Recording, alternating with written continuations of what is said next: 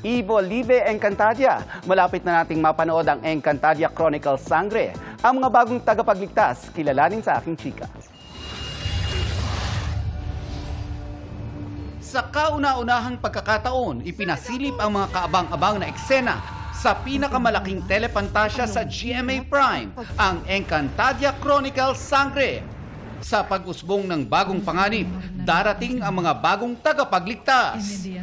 Say abisala sa mga bagong tagapangalaga ng Brilyante na formal nang ipinakilala sa MediaCon kanina. Ang apat na sangre, sina Bianca Umali o Terra, Faith Da Silva o Flamara, Angel Guardian o Dea, at Kelvin Miranda o Adamus.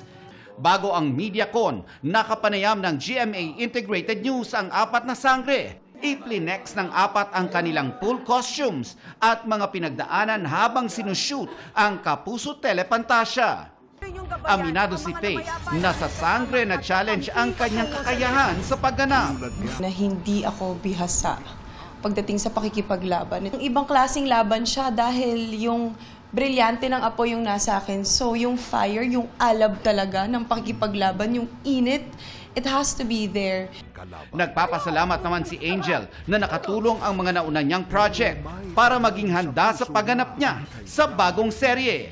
Galing akong Running Man. So actually nakatulong siya sa pag-prepare ko physically. Since very physical yung Running Man, kahit papano yung body ko, na-ready ko for this.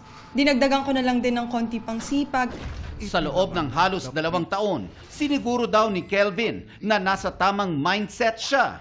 Pagbutihin pa ang pag-arte at magkaroon ng sapat na lakas para sa mga training para sa fight scenes. Kailangan mo talaga ng matinding commitment. Kung mahina yung isip mo, hindi mo talaga siya kakayanin kasi nakaka-burn out din sa totoo lang. Kasi yung we're talking about 2 years. Yes. 2017, nang unang gumawa si Bianca ng Telepantasya nang gumanap siya sa Mulawin versus Ravenna. Malaki na raw ang pagbabago pagdating sa paggawa ng ganitong genre. It's harder because dahil tumataas yung standard ng mga tao at tumatalino yung audience natin. Our audience are thinking people and they are intelligent people na hindi ka na lang pwede basta-basta magpalabas ng kahit na ano sa TV ngayon.